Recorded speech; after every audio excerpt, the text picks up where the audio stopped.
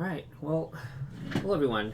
My name's Schwen, also known as Chalice, and I guess for a while I've been trying to record a league with Miracles just to kind of help people back into the deck. I think the deck has some really bad matchups, but I think it's still pretty powerful overall, and I wanted some way to, I guess, teach people how to put themselves in a position to get lucky, and I think we're gonna watch like 5 games that I played today.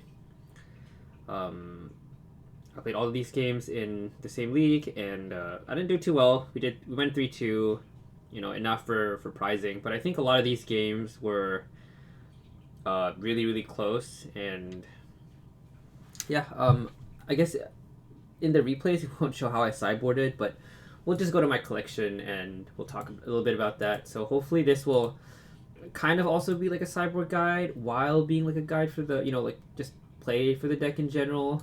I think there's been a lot more people with interest in the deck, so I guess we'll hop right into it. Mostly I guess the inspiration for these reviews are from Tom Hep. I watched like all his content. I think it's really helpful when someone who plays the deck a lot like talks through their lines and talks about how they approach certain matchups. So I guess we'll watch this opponent. So typically this person plays blue. I didn't want to factor that too much into my keep, but I felt like this hand was reasonable. It had one way to kind of fix things and a counterspell. I think one thing to note is that if you don't really know what your opponent's playing the bauble on turn 1 is fine, in case they have like a chalice or something, but you don't always have to use it right away. So let's see. Our opponent mulligans to 6 and then passes. So here I actually choose not to play the bauble because I felt like the odds of my opponent playing a chalice deck is pretty low, and there is some value to not showing the bauble and flooded strand, since it guarantees that you're telling your opponent basically that you're playing miracles. And again, I didn't really know what I was scrying for here, so I didn't feel like it was super necessary to play this. But again, this is just because I've played against our opponent like a lot. So in the blind, if we were at like a GP or something and I don't recognize the name, like I will almost certainly play this out, but will not pop the bauble on turn 1. So our opponent goes for his Noble Hierarch, and that immediately makes me think probably some kind of maybe it's either Infect, although probably not, like probably something like Maverick would be more likely. And I think that makes our hand significantly better here. So again, you have to think of this bauble as an enabler for the Terminus. So there's no real reason to do anything this turn. So we just play the bauble and pass. If we draw a Predict next turn, we'll get rewarded, and our opponent is indeed playing Maverick. And here it's pretty easy sword on the Thalia because I just feel like if they play a Caracas next turn, we get like really punished. And Thalia is a good way for Maverick to really pressure us. Yeah, and just to play around Wasteland, of course, we play the Island. Again, no real need to play this bauble. Like right now, if you look at our hand, if our opponent plays a scary threat like Questing Beast, we can counterspell it. And if they go for Green Sun Zenith, we can force negation. So there's really nothing our opponent can do here that I'm like terribly afraid of. And the bauble on board is worth more than the extra card in our hand, because there's just no point right now.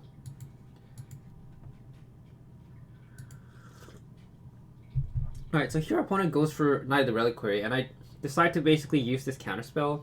So this creature is actually kind of bad against miracles typically. I think, if you have any experience playing blue-white, you'll find that just 3/3 big guy in general is not very useful against us because Wasteland is kind of weak, and Maverick doesn't play utility lands that really scare us. It's not like they can get like an end-step Merit Liege and like try to win the game end-step, or at least not recently, not the builds recently. But I also think that like thinking about your hand in terms of mana is pretty important. Like if I don't use this counter spell, then I have this 2 mana play that's stuck in my hand that I can't really use, and I think cashing in the counter spell here is fine, but there's also some reason to waiting if you're playing 4 Terminus. And here, we're looking for action, so I actually choose to pop the bauble. And now that we found, I guess, an enabler for this Terminus, there's no reason to ponder. So I think one of the important things is if you know the matchup and you know that your opponent can't do anything scary, it's quite nice to just have the ponder in your hand in case they play like a very specific problem. Like say, well, you're about to see the card here, but I think it'll be fairly obvious. So I brainstorm and I put the Terminus back because I expect my opponent to have another play. Like I don't think they would have kept a hand that's all lands, Knight, Thalia, and Hierarch, or at least it's pretty likely that they drew another spell. So I let things go here, and our opponent taps 3 mana and goes for Green Sun Zenith, I believe. Let's see what they do. Yeah, so they Green Sun Zenith here, and I think the thought process of me putting the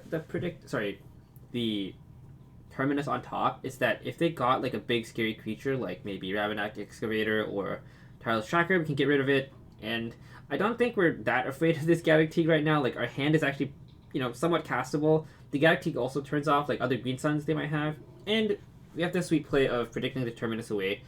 Again, I think this Terminus wasn't going to be that great anyways. Like Noble Hierarch is like half a creature. Galactique obviously is a problem, but I think I'm okay with this. I think I'd rather save the Force of Negation for something more important, like maybe later down the line. Yeah, and here we predict away the Terminus and we draw more lands. So here we draw another predict. I think at this point, like, we're looking for Swords to Plowshares, right? Like, it's pretty obvious. If our opponent has Caracas, it's, like, pretty terrifying. But, yeah, I mean, this is just a good opportunity to ponder. So we ponder into... Oh, God, I don't know what the third card is, but... If I shuffled, it's probably because it wasn't Swords to Plowshares. Did I shuffle? No, actually I didn't. So one of the things that is kind of cool about this board is that our opponent's creatures are kind of weak. And this is one of the rare chances that Narset could be okay. And Force of Will is a dead card. So I think my... Yeah. So my, I guess, goal here was to mill the Force of Will, hold up this Force of Negation in case they do something scary in game 1, which is basically like 0% chance, but... I think it's still okay. And I think we'll risk the Caracas again, just kind of build up our hand. They go for Jitte, and I think this, like, some people can argue that, like, maybe I should have, like, Force of Negation this, but I don't think this card is that terrifying. I'm only playing 1 Mentor in my main deck. I guess I'll have the list in the description. It's a list that me and Worst worked on. Pretty sure if you're watching this video, you've seen it. So, yeah, I decided to let this go. I think it's, like, not really that terrifying. Typically it doesn't really do anything against us, and here they just go for the equip and they hit us with it, and I take the boop from the Galactique. It's just 3 damage. We go for predict, and you hit Spell Snare, which is I really like this card because it trades up on mana, and I think this is a perfect opportunity to play the Narset because the chances of us hitting a Swords to Plowshares is like incredibly high. We can combine it with Narset and then ponder. We're gonna see like maybe 10 cards with this, so I mean chances of us finding another Swords to Plowshares is very high. That's why I didn't go for the Mystic Sanctuary. I think Mystic Sanctuary is a tool that you want to preserve as long as possible, and if you have a lot of air or like ways to convert cards in your hand into cards that you need, then I think it's actually quite nice to do that when possible. So we might see we find 2 swords. I mean, this is just the best possible scenario. We kill Galactique, and I think Narset is actually just not really a problem. I don't really care about this card. It doesn't really do anything in this matchup. The only thing it sometimes does is that it stops the library, but they have a lot of dorks. I think Narset's really bad in a lot of the creature matchups for a lot of reasons, and this is just one of them, right? Like they have a random Noble Hierarch, and even if I have her on 1, they just like attack her and she dies. So yeah, here they go for Narset. It makes sense to me, and we draw Snapcaster. So at this point, I feel like we basically can't lose. So yeah, I just chill out and don't think anything super meaningful happens for the rest of the match, but we can watch for a little bit more. Yeah, so here they go for Green Sun Zenith again, and then I cash in the Force of Negation, I believe. Oh, I actually didn't care about it. Okay, I guess if they got it like a Knight, I wouldn't have minded. And then here we just Terminus again. So yeah, like I think one important thing about this matchup obviously is go for the Terminus if you can. Yeah, so we just brainstorm, Terminus it away, and then we go for the untap. And here my hope was like that I get to recycle the snap. Again, not super relevant, but sometimes can come up, you know, where it's like good. Yeah, here we just sort the Dried Arbor. Sorting the Dried Arbor is actually pretty relevant in this matchup because if you just Terminus it away, they can instant, you know, like fetch it again and stuff like that. Yeah, we can see it for 2. We counter this. They're obviously going to get Scavenging Ooze. It's kind of a threat right now, so. Yeah, I mean, at this point, our hand is like full of 1-for-1 answers, and it's really hard to lose from this point, basically. And this basically demonstrates why this matchup is so bad for our opponent, because they're just a little bit too slow to go under us. They can't really pressure our life total enough. And here, yeah, I played this because I didn't want them to have like a second Gaddock Teeg or something. And this actually stops them from playing something like Thalia. And yeah, I mean, our opponent plays a 3-mana 2/2. It just doesn't matter. So we just let it go. We kill the Jite. And I'm pretty sure that's all for this game. But we'll just watch the rest of the game, I guess. No reason not to. And here we catch in the Spell Snare. So this is what I mean by like Spell Snare being really good, because it's like a hard counter spell. I think Marcus really likes it. You know, cards like Spell Pierce really fall off like late into the game, and yeah, Knight of Autumn. We just forceful this. Again, my thought process behind like using some of these forcibles is that, you know, our opponent's creature is not the most threatening, but we need to convert cards in our hand, I think, at some point. So in this position, I actually chose to wait another turn, you know, to take another 2, basically because our opponent's deck doesn't have much reach, right? Like, if you think about like what they can possibly get with Green Sun, the only card they can top deck, I guess, that would be best here is Questing Beast. But again, I'm not too afraid of that. I think if we take this 2 from the deck, take this 2 from the Skyclave, go for some kind of Ponder, and then Predict, and then we can set up our hand to basically beat anything. At this point, we only have 28 cards left in our library, and we've only seen 1 Jace, so I think the chances of us finding something is like pretty high here. So I take the 2 again here, because I really didn't want to sort this, and if I found Terminus, there you go. It was basically a card that I would cash in immediately for the 2/2. Yeah, so in library, this is a scary card. This can get our opponent back into the game, and our Force Negation that's been sitting in our hand since the beginning of the game is now cashed in. So I think it's very important to realize, I guess, what matters and what doesn't. And yeah, here we find Jace the Mind Sculptor, and this game is basically over. So okay, we won't watch any more after this, Jace, because it's just a matter of closing this game out. So, alright, and we go to game 2. So game 2, actually, let me pause. Okay, so let's just talk quickly about how I sideboard in this matchup. Okay, let's close this. So typically how I sideboard is I kind of trim on a lot of the like useless, like I guess like low value cards. So like Force Negation, for example, you saw there, that game was pretty hard to cash in. I think Narset is pretty hard to cash in. Teferi is typically okay, but if I have more cards that I like, then I like keeping them in. Jace is obviously very good against our opponent's deck. I think other cards that are like questionable, maybe... Actually, I think it would just be like these 3, maybe 4 cards. Alright, let's see what we have though. So, obviously, Monastery Mentor is one of the best cards against non-blue. 2 disenchants for their chokes and equipments. And if you have any kind of Pyroclasm effect or like another Wrath in your sideboard, it's 4 cards. So I think I would actually cut between Teferi or a Bauble. I think it's pretty close, but I don't know what's correct. If I had to like decide which one's maybe slightly better, probably kind of Bauble, because I think we already have a lot of selection, and again, their clock is not super fast. I'm not super scared of them, and a lot of these other cards don't really matter. If you have a Pyroclasm, I think it's still fine to not boarding the mountain, just because like it's 1 red card. If they wasteland us, we can still predict this card away or brainstorm away, and typically not a problem. Alright, let's see how game 2 goes. So we keep a pretty greedy hand, but, you know, we have a Wrath in our hand, we have Brainstorm, and we have Predict, and we have a way to, you know, kind of dig for what we need here. So I think in game 2, like, Bauble actually gets a lot better. Like, game 1, Bauble is actually pretty medium, I would say, because you basically use it as, like, a really awkward, like, Predict enabler.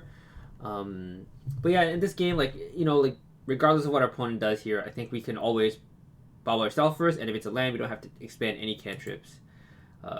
Which is, you know, of course, super sick. So our opponent goes for Great Sun for 0.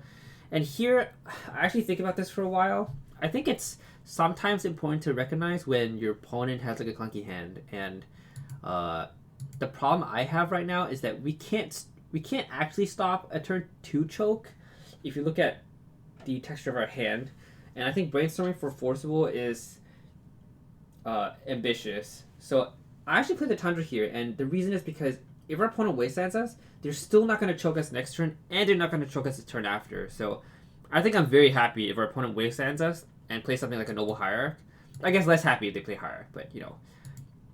And they go for a Mystic here, which basically I think typically doesn't matter. So this gets a little scary. Like obviously we could have foretold there, but I think going for like some draw velocity. I think one thing to understand about Stoneforge Mystic is that against a deck like Miracles, we are very lean, right? We're very low to the ground, and like we draw a lot of cards very early on in the game.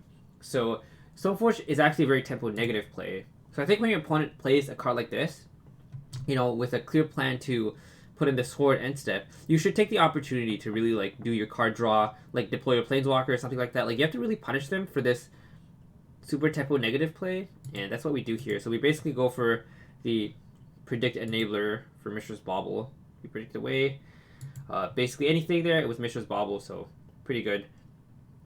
Let's see what we draw. So here we draw Terminus, which is, I guess it's like pretty lucky, but we also just held our cantrips. I think this is a really good spot to basically cash this in. Our opponents might go for like a Dried Arbor and like I guess put it in and then instead get Dried Arbor and then like try to go for the attack, but I think if we play Polluted Delta, it's I guess within reasonable chance that they might not do that. Oh, did I not cast this Terminus? Whoops. All right, well, I guess we didn't draw we drew Terminus off of not the second card. My bad. So here we set up the Terminus, of course, and then I have the Brainstorm. So yeah, sorry, excuse me. I guess that was Moto being weird. So we didn't draw the Terminus as the first card. We drew it for our draw step, but we do have an enabler because we've been like really disciplined with this Brainstorm. So the fact that we found the second Brainstorm was pretty nice. They put the sword in, and here I think I'm basically hoping for my opponent to go for this play here because sorry, excuse me. One of the big things that you want to look for is Terminus and then untap Jace. That's typically one of the most powerful things you can do in this matchup. And right now, if you look at our mana, we can't really go upkeep Terminus and then play Jace because we only have 3 mana in play. So we could also just go for Swords to Plowshares here, but I think it's more important to again think of I guess your deck in terms of mana, right? Like if we can cash in the clunky card now, the one that requires essentially 2 mana to enable, we need both Brainstorm and Terminus, which is like 2 mana, like one blue and 1 white. But then if we play the Jace and we have this up, maybe there's a chance that we can be a little bit more greedy. And this card is just easier to cash in, like during the later stages of the game. So here we just go for Terminus. And yeah, pretty easy. So after this Terminus, I think it's important to again reevaluate, right? Like at this point, our opponent still hasn't gotten the Dried Arbor. They could get the Dried Arbor and go for the attack, and I think that's like not that good for us because clearly our opponent can still deploy some threats that are like pretty scary. If you remember, the card that we were afraid of on turn 1 was Choke. They haven't had the opportunity to deploy Choke yet because they went for Stoneforge Mystic. So at this point I'm pretty scared, and obviously if they go for Dried Arbor they can like kill Jace if we Brainstorm. So I actually opt to go for just a Ponder here, I think. And we find Disenchant, which I think is one of the key cards of this matchup. It basically just kills the equipment, which is the most important thing. And I think most importantly, this kills Choke. I think Choke is the most scary card for us right now, and we take the Disenchant, and I think if they don't play Choke, then we'll Disenchant the sword, and if they play Choke, then we'll Disenchant the Choke.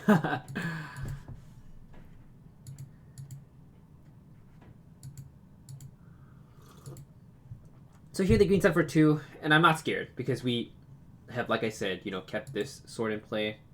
And our opponent misses land drop, which is just amazing for us because now we get to deploy this Jace the Mind Sculptor and have forcible backup for the card that we're scared of, which is, well, choke.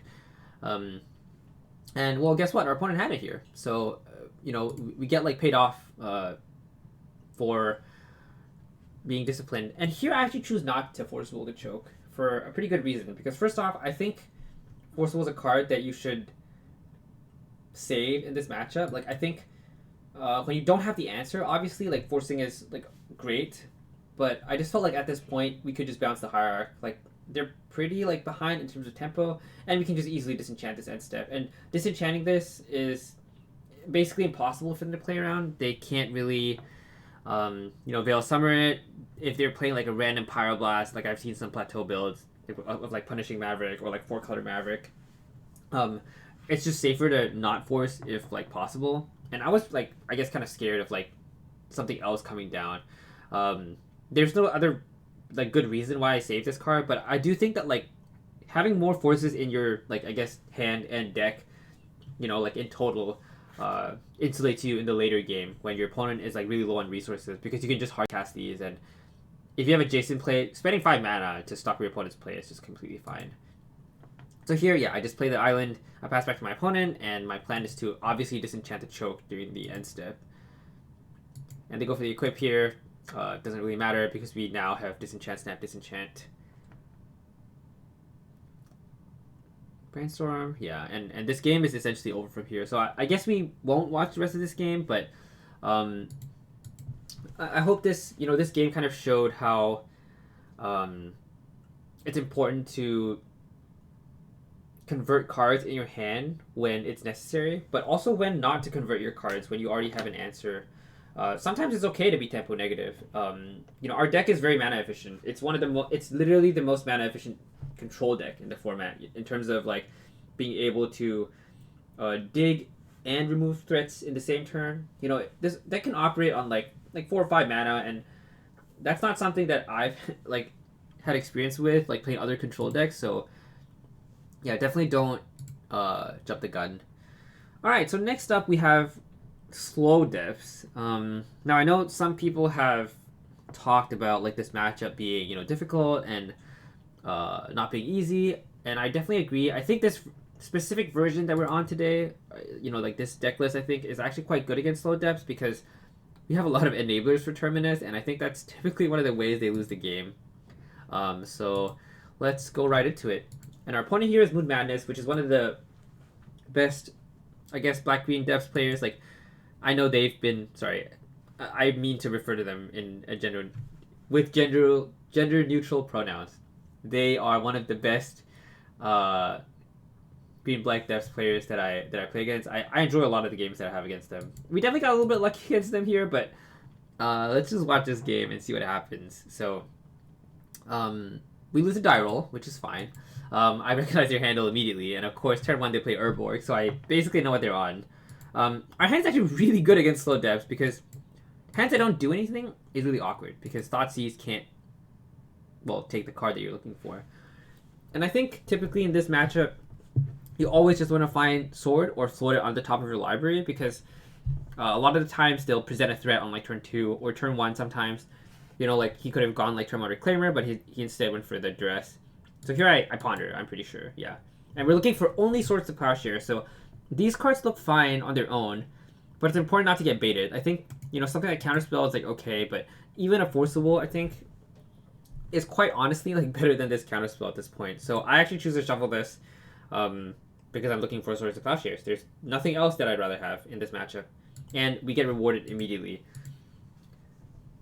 So here they play Hexmage, and I feel like my opponent's likely to go for the combo because, it's pretty rare for us to shuffle and immediately find the sword here. But I also think that that's just, like, discipline, right? The fact that we didn't waste our cantrip by essentially not shuffling when we had the opportunity to. I think it's important to realize that as a Miracles player, like, your deck is Ultra Xerox, and when you spend mana to Xerox, you're, like, paying Xerox tax, right? Like, you have to pay tax to look through your deck, and, like, if you already paid the tax and the card you want is not on top of your deck, you should shuffle, because it's not good to waste the tax that you paid. Again, thinking about the deck in terms of mana, as opposed to, you know, like, oh, this Ponder can like buy me more lands, and right now I don't really have that many lands. The counterspell is kind of a good card next turn. You know, in this matchup, you just want swords and forcibles. They're like, those are like the best cards. So, you know, yeah, and we got rewarded here. So we obviously just immediately fetch, and I know Slow Depths typically has wastelands. Sometimes they play more than one wasteland, and sometimes they play Life from the Loam. So that's why I go for this Plains here, and I just immediately sword this, because I don't want to get got by some kind of Elvis Spirit. Like, I don't want them to, you know, play, I don't know, like some weird sequence of cards.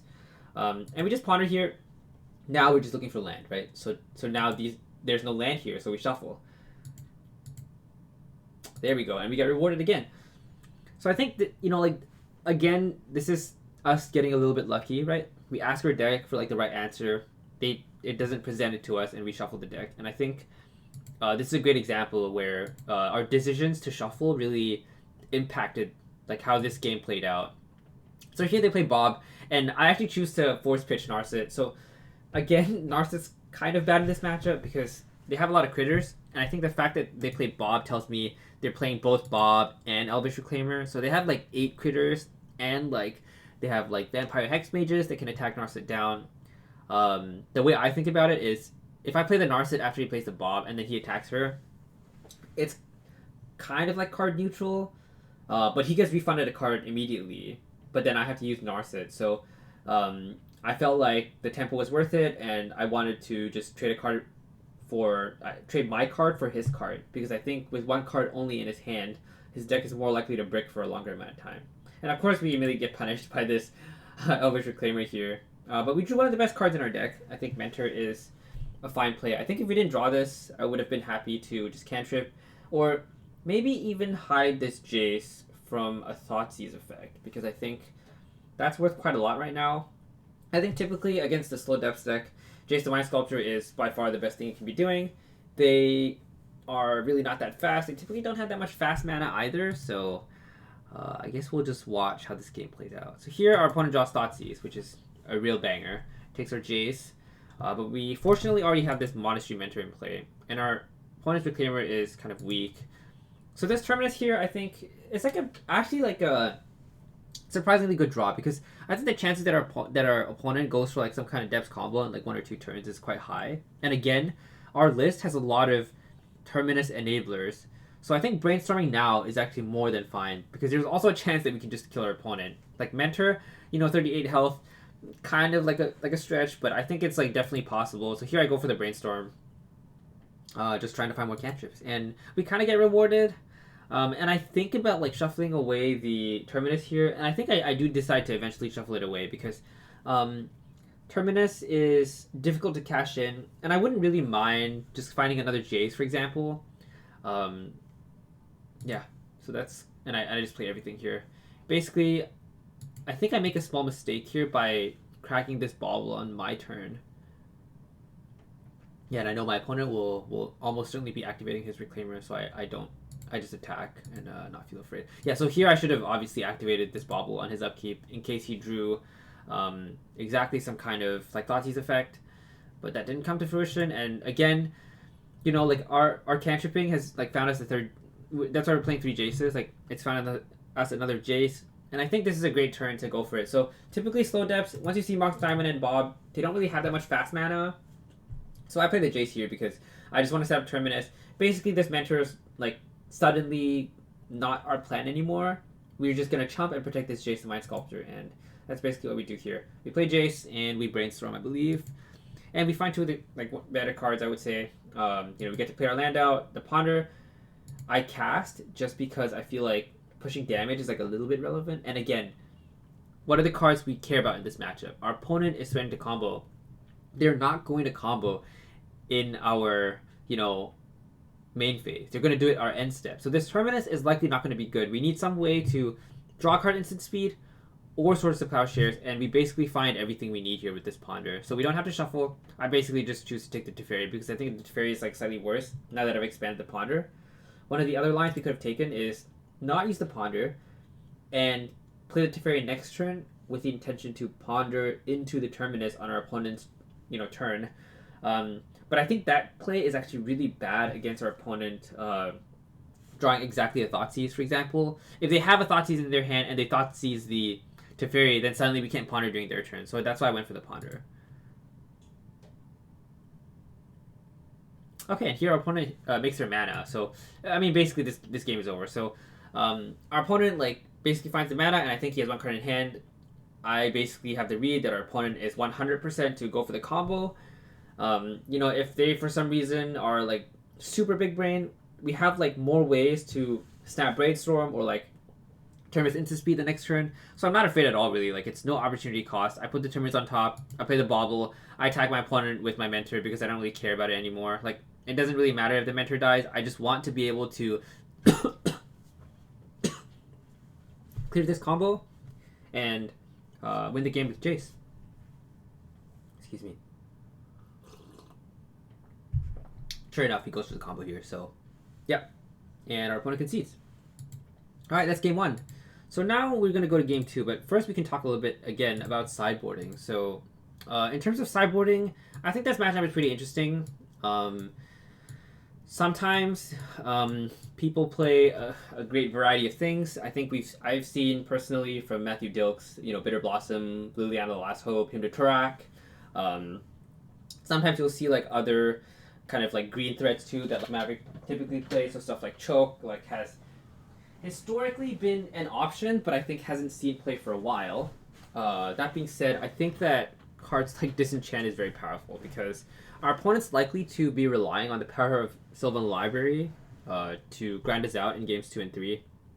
Again, once you see Bob, I think the cards that you need to keep in mind are Sylvan Safekeeper and Sylvan Library for post board. The two Sylvan cards are very terrifying for Miracles because we typically have to give them 20 or 30 life, and if they're at 60 life and they draw a Sylvan Library, we basically lose immediately. So the cards I want, obviously it's the Mentor, the two Disenchants. Mentor is just a really flexible card.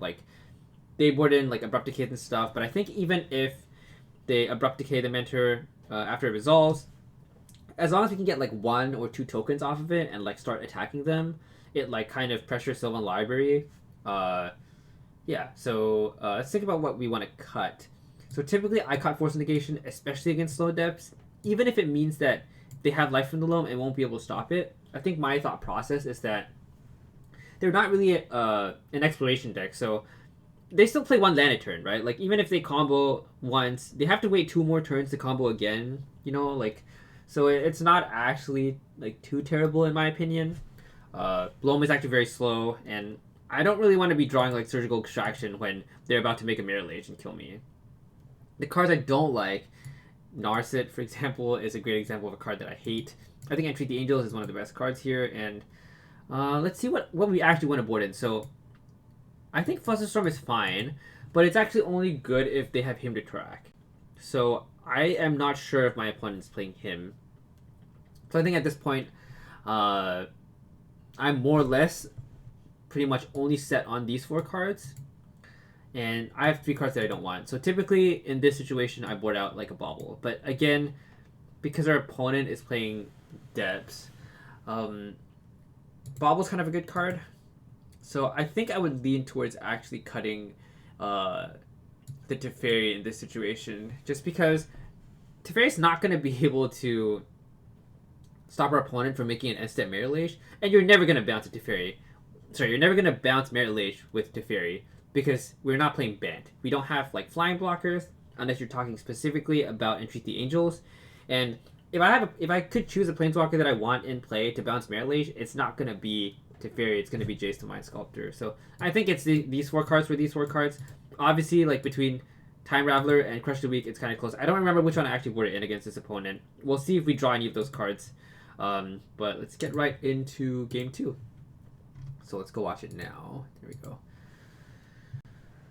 Alright, so this hand, the first hand is unplayable. It had basic planes and nothing else. Second hand, I'm not too happy about. I think the card that I want to put back is actually probably Mentor. I think Monastery Mentor is like a good card on like turn 5 or 6, but on turn 1 it's kind of a liability. It's not even a pitch card. It just doesn't really do anything. And I hate mulliganing to 5. Like, in fact, even mulliganing once in this matchup is like just terrible. So yeah, I agree with myself from the past. They play Reclaimer, and here we, yeah, so they play Reclaimer and we drew Sword, so that's pretty fortunate. I actually sorted immediately, and I think here in this spot, I don't know whether I played this.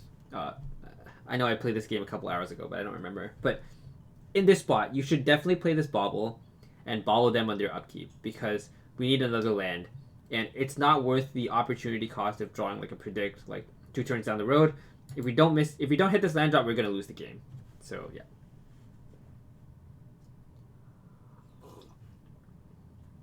So again, small mistake there. I should have obviously bobbled them with their upkeep to see what they drew there, but I guess we just have like a slightly less information here. We drew Terminus.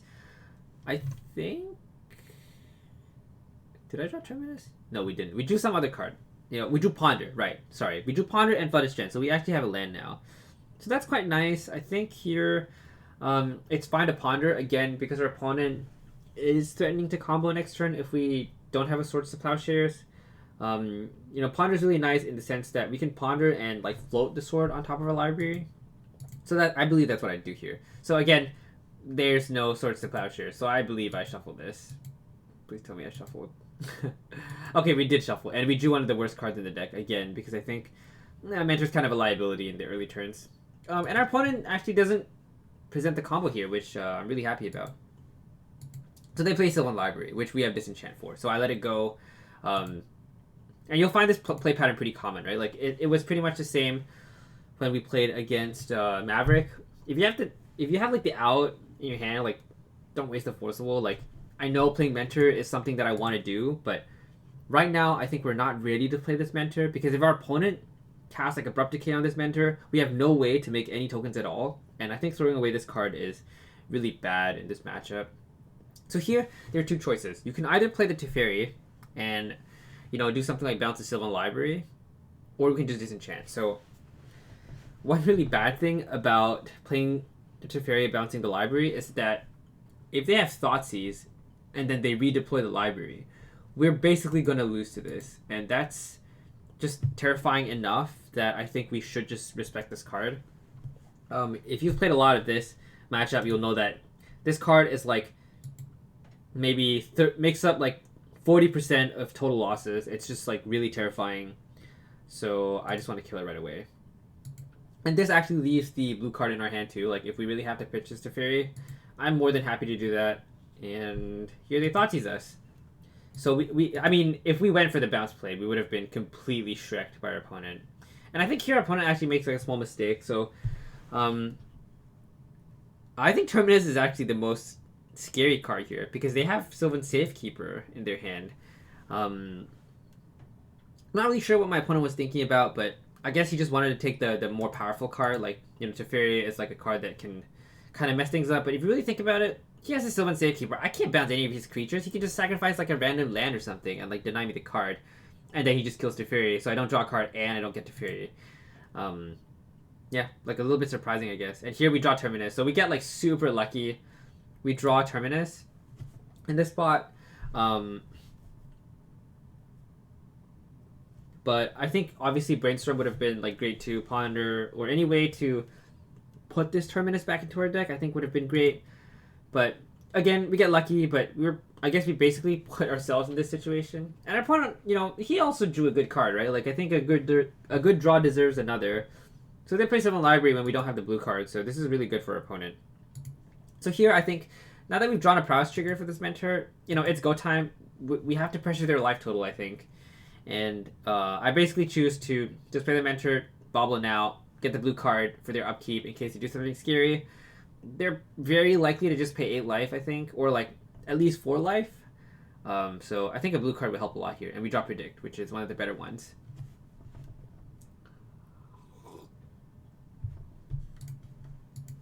Alright, so here, basically, I see that my opponent has redeployed 2 creatures. But again, they've not redeployed the combo, which I think is very important here. Like, slow depths typically takes one more turn to, like, they'll have to get, like, the depths tapped after this. And then if you think about, like, if how this is going to work, next turn they're going to activate it, get the depths tapped. So they can copy it immediately. So next turn is, I guess, the turn that we want to have this Terminus available to us. So there are a few things we can do here. We could just go for Mystic Sanctuary and Terminus on their upkeep. Or we could try to draw 2 cards here. And I think it's fairly close. I don't really have a good answer, and I think our opponent has to basically respect our like a prowess trigger from our hand here, like Brainstorm or something. So he essentially can't block, and I get like 3 free damage in here. And I decided to basically do nothing because I wanted more information on what my opponent was going to do. And if they go get depths, that's a great time to fetch in response and put Terminus on top of our library.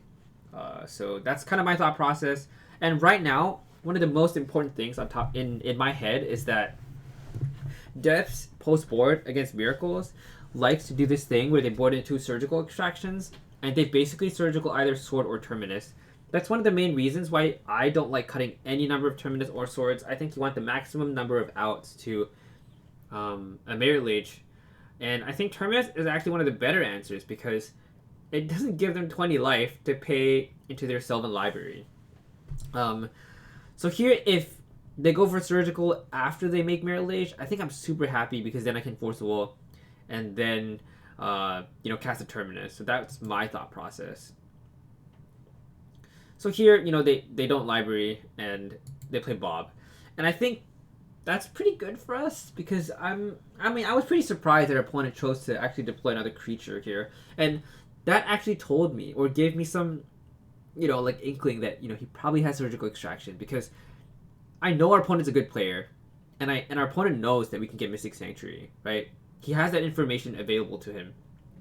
So either he's gonna go for Bajuka Bog here, right, denying me the Terminus, or he has a way to stop us, putting this Terminus back in our deck. So I actually don't do anything here because I don't think it's reasonable to do anything. So here we draw one of the best possible cards in our deck because this is actually one of the only ways we can create flying blockers. We draw and treat the angels, and now if you think about it, even if they activate this and get Dark Depth, they can't combo this turn, and we're gonna have 2 flying blockers. Plus we get prowess triggers to pressure their life total, which I think is just fantastic for us. So here we just make 2 angels. Typically 1 or 2 angels in this matchup is like really good if you haven't swords to plowshares them before. So we just make 2 angels here and we pass back and we attack, I guess, with all these creatures. And I knew my opponent was basically he's not going to block with the Reclaimer, obviously. Well, I guess he's definitely not blocking because he has 0 lands in his graveyard. He's definitely not going to block with this. I had the feeling he was going to chump with the Confidant, but I think it's still worth like the 3 damage here because if we hit next turn, so if we hit them down to 4, these angels are lethal. So he's almost certainly going to, chump or block the Mentor here. And I think the best play for him is to actually take away this token because if he chumps the Mentor, next turn 2 spells kills him. Or actually 1 spell kills him, right? Even if he can make Merit Lage. Let's see. If he makes Merit Lage, he'll have 1 more guy. I remember doing the math during this game, but I don't remember what it was now. So he'll have like 4 blockers.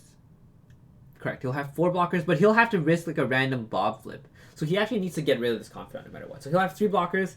We'll have 1, 2, 3, 4, 5 attackers. One of them will always deal 4, and this turn he's always going to take at least 2. So 7, 4. Yeah, so he actually dies if he doesn't kill this token. So I think our opponent actually made the best play in this spot. Hats off to him for seeing that as well. So here, obviously, they're going to go for depths, and I think this is pretty much a situation where they have to go for broke. So here, I draw Brainstorm, and I actually feel like pretty good about myself because I felt like if I can brainstorm into more action, obviously we can possibly kill my opponent because they have 3 blockers, right? He's going to block like 1 angel. He has to take the other angel, and then he has to chump both of these. So if we brainstorm into something like, I guess, Jace Divine Sculptor, and our opponent like doesn't activate like the Safekeeper before blocks, like there's a chance we can play the Jace and bounce the Merit Lage. Also, I felt like if I could put this Terminus on top, we could actually instant speed draw the Terminus to set it up. And here we still have the Forcible kind of live for the situation. So I wanted to just brainstorm here. Basically, if we don't do anything, we're going to lose, because what he's going to do is he's just going to make Merit Lage and then untap, and then he's going to get Sajiri Step and kill us with the Merit Lage token, because all our blockers are white. So here we brainstorm into some pretty interesting cards. So so one again, we got like pretty lucky for like I said, like I think it's pretty important to recognize that obviously this game we got like pretty fortunate, I think, in a lot of spots, but I also think that we put ourselves in those positions to get fortunate. The way I wanted to think about this is I wanted to be able to have two ways to instant speed draw a card. So Jace is the pitch card for the Forcible, if I really had to. Or if I didn't want to hold up the Forcible, I could just also have, two ways to draw a card, right? If I have two ways to draw a card, I can beat Surgical Extraction. Because if he Surgicals me, I just draw a card again in response. And that's what I went with in the end. I basically keep both Brainstorm and Predict in our hand. I put Terminus on top and another random card below it. I think it was Jace Divine Sculptor, because I felt like if I can Terminus all this away and then play Jace, it's okay if these are all dead, because I can still, find a fetch land eventually, and that's going to win me the game. So let's see what I do. I'm pretty sure I put Jace. Okay, yeah. So I played around Surgical Extraction, and again, choosing to preserve this Forcible, because I felt like this Forcible in this deck is worth quite a lot. And it's obviously costly to Forcible in like any matchup. And I think it's, if possible, you want to keep the most flexible answer for as late as possible here. So here, what we predicted pretty much comes to fruition. Like, our opponent makes Merit Lage, he makes the appropriate blocks, he goes to 1 life, and I just wait for combat. So basically, our opponent only gets to see one more card. I guess if they draw double Surgical, it would have been bad. So I guess it was strictly better, in my opinion, to maybe do it upkeep, but I wanted to see if our opponent would do anything weird. It was probably better to just do it upkeep. That was just like not that good of me to do this. So here I Brainstorm, our opponent goes for Surgical. We've had this read on him the entire game. We predict and we do it again. And we go for the Terminus here with the Jace on top. Oh yeah, unfortunately our Jace gets like shuffled here, but I don't hate our position from this point on, because anything is lethal. If we draw like a Snapcaster Mage or something, it also wins the game. Plus all these get cycled away, and we still get this Brainstorm, so I'm pretty happy with this, I would say. Yeah, and we find Snapcaster Mage and our opponent just concedes. But yeah, I mean, I think overall, obviously we got really lucky, but I also think that this matchup is really close and can be quite difficult if you don't know what you're doing. All right, so moving on. Now we play against Elvas. Now, I'm going to start off by saying I really hate this matchup. I think one of the biggest weaknesses of Miracles historically is that Sylvan Library is really good against it, and I think Uro made Sylvan Library even better. So our opponent's actually playing Bant Stoneblade in this match, and very frustrating gameplay, I think, overall to play against Uro. I think game 1, there's basically no way we can beat it unless we draw really well. I think it is possible to like outpace Sylvan Library if you have like multiple predicts, but again, you can't always produce those hands, and sometimes it just feels like you got voice checked on turn 2 and you just didn't have it. So I mean, we'll still watch this game. I think I still played pretty well, but alright, so this hand I'm not happy with. If we were playing against Delver, it's kind of terrifying, but I think even if we play tap land turn 1 and turn 2 ponder with the Volk, I think I'm happy with that, because if they wasteland this Mystic Sanctuary, it's much better than the Volk dying. So I play the Mystic Sanctuary in turn 1. Yeah, and the Preordain. I guess my first thought here is possibly combo. but I don't know, and I actually choose to keep that Ponder because I felt like there's a lot of Delver decks that play Preordain nowadays, and they Preordain again, and I'm already beginning to regret my decision because I feel like second Preordain is generally pretty awkward. So I look at the top of her deck and I see Sylvan Library, and I'm like, okay, this has to either be Omnitel or like some kind of Uro deck, like Uro Miracles, or like whatever that deck is called. I'll just call it like Bant Fire because it's like just a pile of like fire cards. So here they're gonna obviously go for Sylvan Library, which I already know, and at this point I have this like sinking feeling in my stomach because I feel like if they force back, we basically lose, and this Engineered Explosives is just like not good at all on turn 3 against them. The good news there is that we actually did hit the land, so I actually am pretty happy at this point. I feel like, okay, we've kind of run out of it. Like, I have more of a vibe that our opponent's playing a more, I guess, control-y deck, but we just put back the 2 Terminus here because I think they're the most likely to be dead in the long game, just because we saw Period, and Sylvan Library. So here they play Uro, and I am kind of upset, but I think here we actually do just sword this. So my thought process is some people are pretty aggressive about Uro, and a lot of people actually have like removal heavy hands in game 1. Like if you think about our hand, right, we had 2 Terminus, and like we had Swords of Plowshares. Like our opponent has also cantripped, but like game 1 there's a lot of really terrible cards. So I think if we can get our opponent to, I guess, trade a card for this Swords of Plowshares, I'm more than happy. And also I think that Terminus is actually kind of hard to cash in against Uro, especially if your opponent's patient. And I think one of the things that I realized is that if you don't know if your opponent is the kind of person to rush Uro or like be patient, then floating the Terminus on top of your library can actually be very costly because you're basically taxing your own mana, right? And taxing your own draws as well. Like if if it comes down to it, like, and you keep the Terminus around, and you kind of wait, and they don't cast Uro, and they play like something else, like the Teferi Time Raveler, it's just so bad. So I chose to shuffle the Terminus away, and I chose to basically just sword this Uro here, in case trying to elicit action from our opponent. He puts in Flutterstrand, and here I'm just like, okay, this is still not too bad. Like I maybe can play my Jace the Mind Sculptor and be all right here. So they get Batterskull, and we find one of the best cards possible, which is Swords of Plowshare. So I'm pretty happy at this point. Unfortunately, they do have the Force of Negation, which is pretty sad, but it is what it is. And they have another Uro.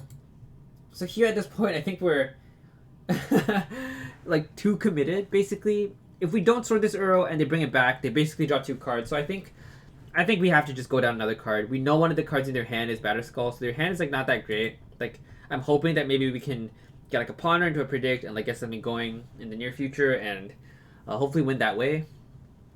And I draw Terminus here, one of the best possible. And I'm like, well, I mean, hopefully they put the Batterskull in and we get to trade, I guess, even on mana. But they actually don't put the Batterskull in, which I found pretty interesting because I guess they must have brainstormed it back here. If that makes sense. Yeah, and they get like Umezawa's GT, I believe.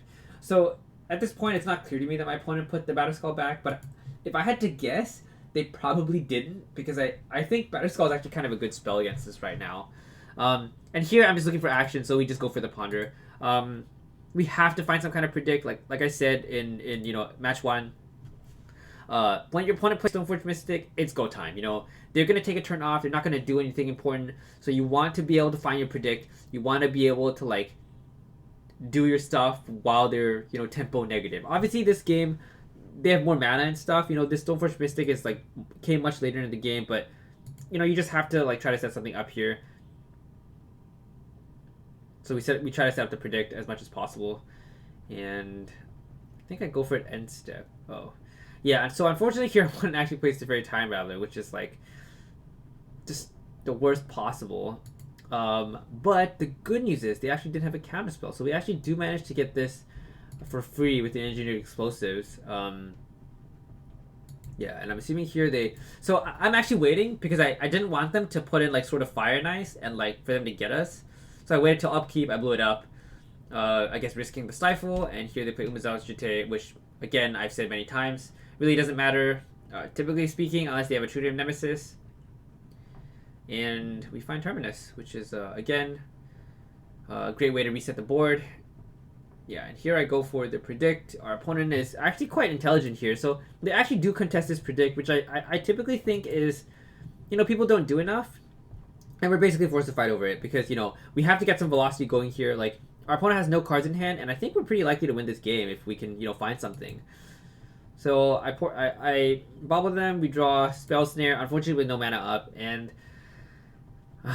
our opponent unfortunately finds another Uro, and this game is looking really dire again. They're at 40 life, and I'm of course also really scared for how this game is going. But they put a land into play, and I'm like, I feel like we can maybe ponder into swords. Like, at this point, this game is like kind of like Jund. I don't know if that makes sense. We're just kind of Junding each other out, and I keep the predict. I mill, I believe, the forcible. Yeah, I mill the forcible. So basically, I just felt like between like bobble and like a few other cards, there's a good chance we can maybe see another sword. So here I actually do bobble myself, and I do see Swords to Plowshares, which is super nice to get rewarded. We also have Force Negation here, so if our opponent fights back, I'm like super happy. I go for the sword. It happens. At this point, you have to understand, we've literally sorted 3 Uros. We've Swords to Plowshare 3 Uros, and they pitched one of them to Forcible. So there's no more Uros in their deck. And we've somehow fought to this game state where, our opponent just has a 1/2, and we have 1 card in hand. And I felt like at this point, we were like pretty likely to win. Yeah, unfortunately here, I think I kind of make a mistake. Like, I didn't expect them to actually kill their Stoneforge Mystic, but I think I was pretty happy that like this happened. Again, we got denied a card, but I don't think it would have mattered too much. We had to get rid of the threat because we're not super high on life total, and if they just equipped and then like pumped, we would have just like probably died in 2 hits. So here, I plus, and yeah, unfortunately, as well as close as this game was, despite us Swords to Plowsharing 4 Uros, we actually do lose to this Batterskull, which is very, very unfortunate. Here we ponder, and we basically brick, yeah. But, bobble and, like, fetch land is basically a brick, because we've already used 2 Mystic Sanctuaries. So this is a case of a game where we actually did get punished for our turn 1 play, because we chose to play the Mystic Sanctuary. It's not like I would have mulliganed that hand, but, again, it's just one of those things where it's just super unfortunate. We break here, we draw we draw Forcible, and the game is just over. So, let's talk about sideboarding.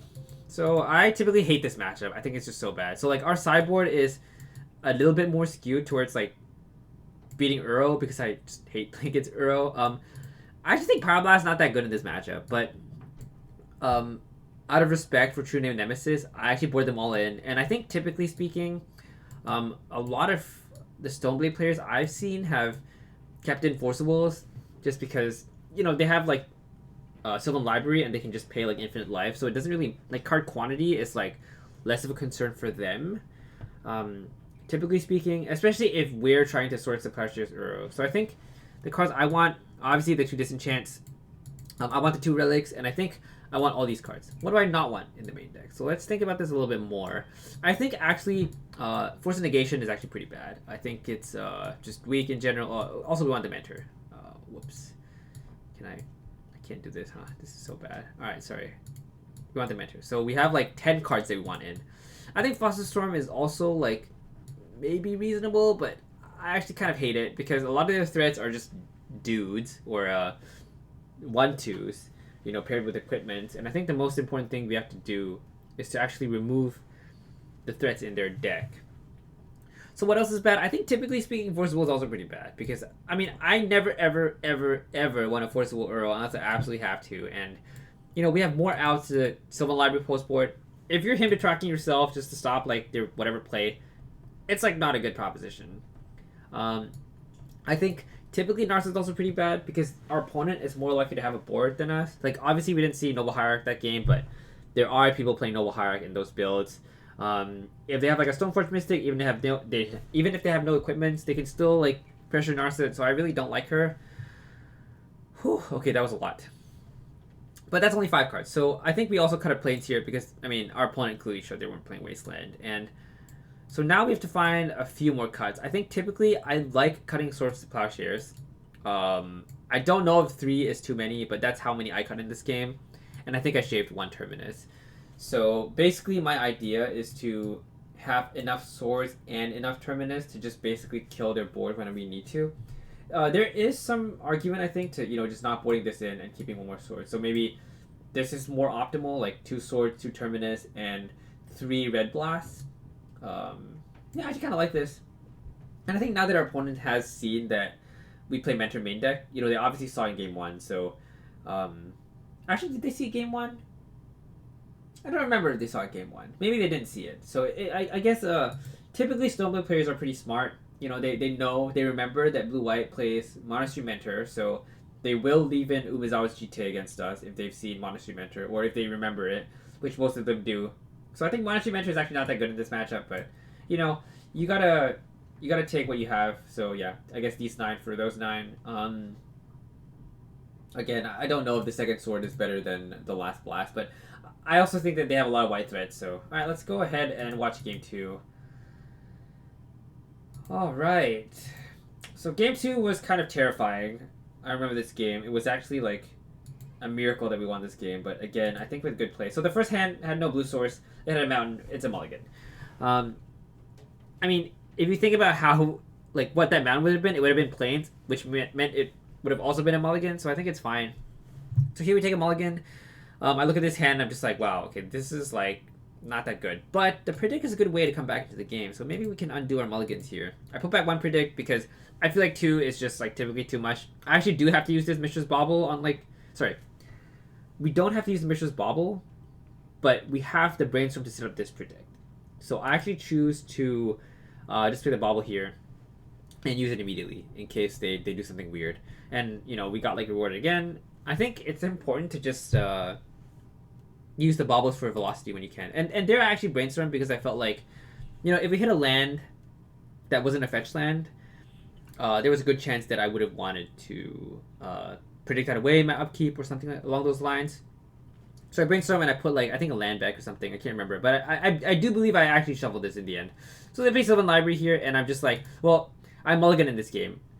But this card is just too much, right? Like, this card is going to lose us the entire game. And now we're basically down 4 cards, which is, like, horrible. But the nice thing is we actually get this predict off because we used the brainstorm. Wait, did I use the brainstorm? Right, I did, yeah. So I actually used the Bauble, right? I used the Bauble, I saw the counterspell, and I just predicted anything. And here we draw a really good Progenitus. And we're still down 1 billion cards at this point, but yeah, and they resolve the second library. So I think at this point, it's important to realize that, like, this matchup is just terrible for miracles. Like, I really don't think we played that bad. Like, we took 1 mulligan, we had to force their turn 2 play because it literally loses the game. And on turn 3, they played another one. I hate this card. It's just so annoying. I mean, this is kind of like playing against a force check deck, but like the gameplay of this and Uro Enable is just beyond. I mean, I can't. All right, whatever. So here, I think we basically can't afford to do nothing. We don't have a ponder. If we had a ponder, I would have loved to ponder, but I go for the Snap Brainstorm here, and we actually like kind of miss terribly here. But, I think our only way to win this game is to just pray that our opponent doesn't, like, deploy anything crazy. And our opponent takes 8 damage, but doesn't really do anything else, which, I mean, makes me feel pretty good about myself, because I think that means that they have, like, a pretty bad hand. And now we actually have, like, Blast, Snap Blast. There's a good chance that maybe we can grind through their Force Wolves, because, yeah, it seems to me like our opponent has a pretty bad hand right now.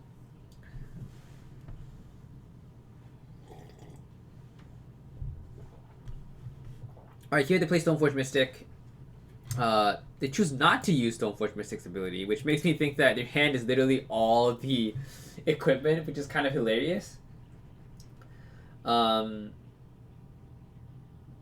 and here I go for Snap Predict. Like, basically, this is kind of what the Snap Brainstorm set up. I think it's really important to, like, keep thinking, like, how can I recover from being down on cards, right? Like, we were, like, 4 cards down at one point. Now we're only 3 cards down. If we can resolve this predict, there's a good chance we'll only be 2 cards down. We just slowly have to chip away at the Sylvan Library. It's, like, super painful. But here, unfortunately, they have Pyroblast, and we're, still where we are. Still pretty far behind. I draw Terminus here, and I feel like, well, my opponent's at 7 life.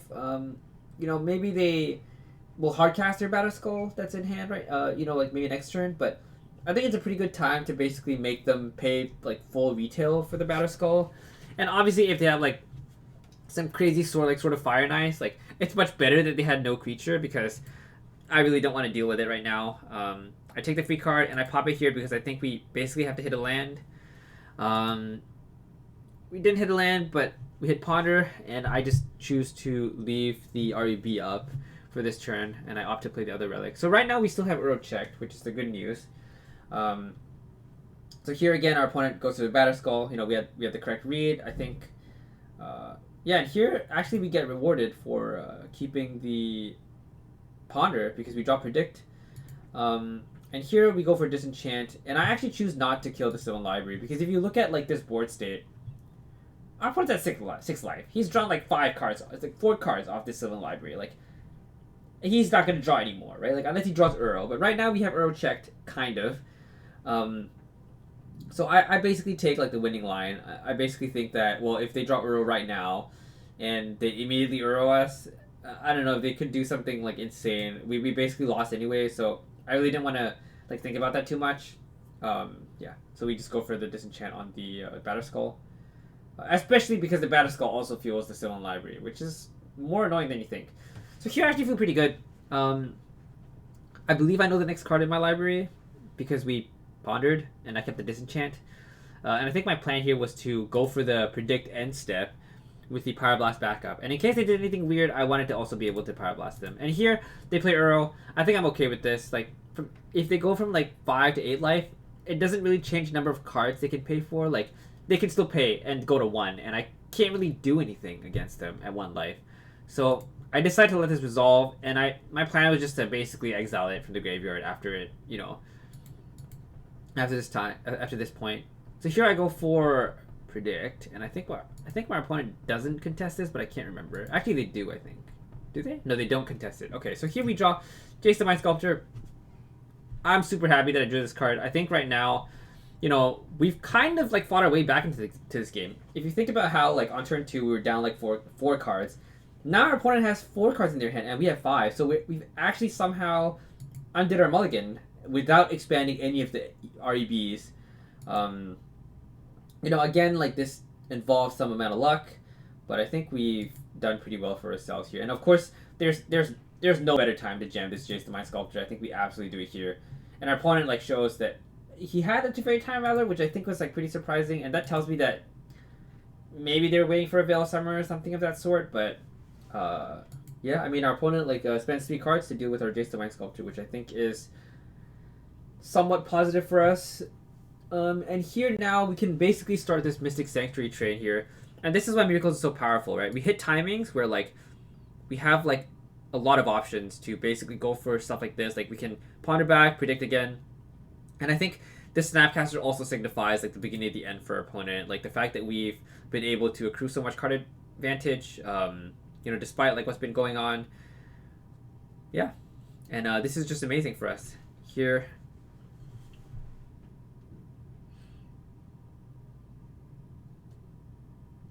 Yeah, and our opponent actually pays 4 life there, which is a little bit scary, but still fine. Yeah, and here we get Mystic Sanctuary again. So, basically what we did was we just Mystic Sanctuary Predict twice. Again, with our enablers, I think drawing cards fast is important. And here we see Pyroblast, so, I'm not going to mill Pyroblast. It's one of the best cards in the matchup. Especially this late in the game, like, I actually opt to, just not cast a Predict. Which I don't know if it's a mistake or not, but here our opponent goes for this. I go for Snapcaster because I felt like, if I could snap REB, it's like kind of nice. And I have the read that my opponent has nothing, so I actually just blast this Codal because I felt like if I can draw like a Ponder, any kind of cantrip, I actually still have this Relic 2 to kind of like propel us ahead to kind of find Jace or find some kind of payoff. So I actually just blast the Codal aggressively because I felt like most people don't play 3 Jace the Mind Sculptors. We've already countered one of them, and sorry, we already counted 2 of them, right? Did we kill 2 of them? No, we've only killed 1 of them. Never mind. Yeah, we've only killed 1 of them. But we already know that our opponent has nothing to find here because they played the Batter Skull earlier. So here I think I cracked the Relic in main. Oh no, never mind. I play Mentor, and yeah, I think this game is over from this point on because our opponent has failed to find more Uros in their deck. GTA. Okay, so this is like still a little bit terrifying, but I think here I actually popped the Relic because I wanted to get information on whether I could get 2 Prowess triggers for this Mentor, and of course we get rewarded a little bit by drawing Pyroblast. So Pyroblast is actually like really good in the Mentor deck because we can Pyroblast anything. Obviously, we're fortunate that our opponent has a blue creature here, so we actually do get some value off of this. So here, we go for the combat trick. I block. They lose their Squire. And then, in response to them killing our Mentor, we just Pyroblast and predict like a random card, and we basically win off of that. So, I think this game obviously showed kind of how bad Miracles is against, like this style of deck. Like, Game 3 was really terrible gameplay too. I just hate playing these mirrors. Like, we had to slog our way back from being down 4 cards, but I do think that like some of these matches are winnable. Like playing from behind, I think it's very important to have the right mindset. Like you have to think about like what I can do to maximize the card draw in my deck. Like what am I Mystic Sanctuarying back? If your opponent plays a Stoneforge Mystic and all you do is Mystic Sanctuary like a Swords to Plowshares back, you're not going to win that game. They're going to go +1, +1, +1, and if you've mulliganed or if you've had to force a will like a Sylvan Library, you're not putting yourself in a position to win. And I think that's my, next point here, which is no matter how behind you are, keep thinking about what I can possibly draw, or like how can I convert the cards in my hand either into more cards or to create a trade that's like favorable for you. And I think that's kind of what happened in this game. Just constantly thinking about getting predict back and like drawing cards, like maximizing on that, like really got us back from like the huge deficit. Like we mulliganed to 6 this game and had to force a will turn 2, and our opponent played a Sylvan Library on turn 3, and we somehow fought through that. So yeah, and then game 3, I think this game went pretty quickly. We're not going to watch all of game 3 because I think again this hand I'm not going to mulligan, but I believe they just play Sylvan Library and it's pretty repetitive, and I think the first 2 games like pretty much showed how this matchup goes. Of course, this is just, I hate to sound salty like when I'm doing like gameplay reviews, but I just feel like in these situations it's just like beyond miserable that this card exists. It can't be Pyroblasted. It's not even like a and here, even though we cantrip into the disenchant, right? Like I think we played this game like pretty reasonably. I didn't want to brainstorm into Force of Will because I felt like, again, it's just like kind of terrible. Also, we don't have that many Force of Wills, I think, at this point. Yeah, we only have 2 Force of Wills, so I didn't want to make like a really low percentage play and like make the brainstorm bad. I think it's very important to again maximize your brainstorms, maximize for what you're looking for. But again, at this point, like our opponents paid 8. If we disenchant this, we traded 1 for 1 here, but they went +2, right? So this disenchant play is essentially -2, which is just unbelievably bad. And our opponent makes a few questionable plays here, like with like end-step brainstorms, despite having a Myriad Sky on play. Like, I really don't understand like why they made some of these plays, but unfortunately, like. Game 2 we kind of made the miracle comeback, but sometimes if you're down 5 cards on turn 3, it's just we're at 5, they're at like 7 cards, so like the difference here is just this library that resolved. And we have the Forcible Jace, they have Pyroblast, and it's very unfortunate how this game panned out. I really don't think. I actually feel like there was nothing we could have done this game. Yeah, we Pyroblasted Jace, but again, Jace is a +1. Like, you see how we're fighting a losing battle here? Like, they're at like, okay, well, let's see how much they pay. Even if they pay, they pay 4 here, and they're at 7 cards. We have 3. Like, this matchup is just terrible. So I think if there's any takeaway, if you lose to this deck or this style of deck, like anything with like Uro still in library, I think there's absolutely like, you should not feel bad about how you played. I think a lot of these games, they come down to force checks, and like if your opponent plays a Sylvan Library at like a random time when, you know, you're low on resources, there's really nothing you could have done. You just take those losses. I think we just, you know, consider it a bad matchup. Like, you have to remember, if our opponent drew like Veil of Summer, like at any point, like, you know, in game 2 or game 3, it would have been even worse for us. So that's not even talking about like the terrible cards for us. Like, we're just talking about Pyroblast and Uro. And they're such headaches, and I think it just creates such terrible gameplay. So yeah, I mean, if you lose to Bent Firepile, don't feel bad. But at the same time, it is possible to come back from a Sylvan Library.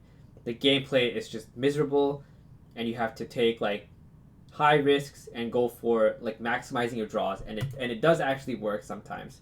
All right, so now we're gonna go to a different matchup.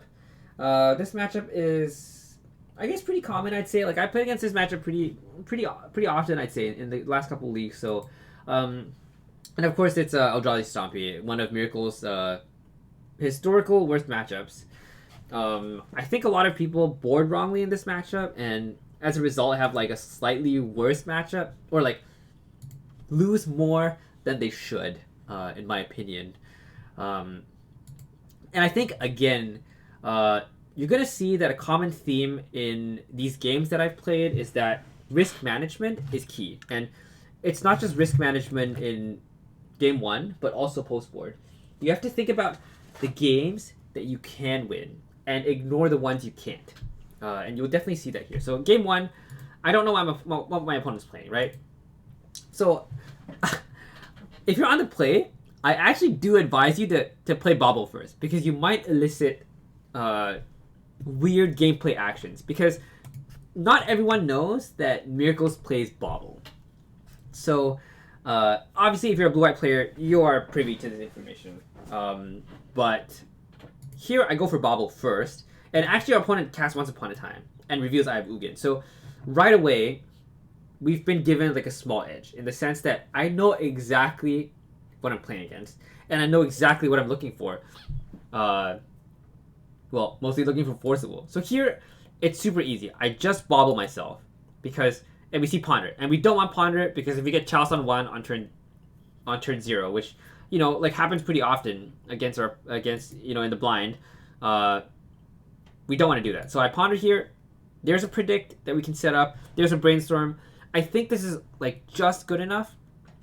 I'm sorry, like if I don't know how to, I can't actually rewind, but basically it was like Predict, Brainstorm, and Snapcaster Mage, and my thought process was, well, you know, if I can actually, you know, Brainstorm and, you know, set up this Terminus, I think there's a good chance I can win. If all they have is some kind of, you know, like Matter Reshaper Star, or if they don't Chalice on 1, I think we actually have a good chance.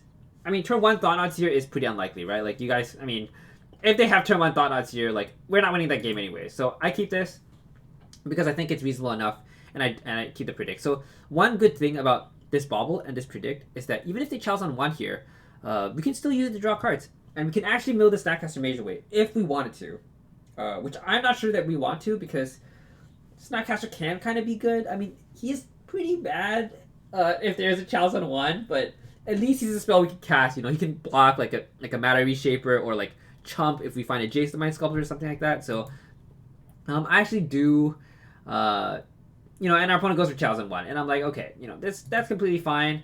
I'm gonna Bobble myself, and I see Plains, and I definitely do not want Plains, so I just go for the Predict right now. Basically, it doesn't matter when we Predict, because we have to draw the card anyways, and if they play Thought-Knots here, they're always going to get a card from our hand.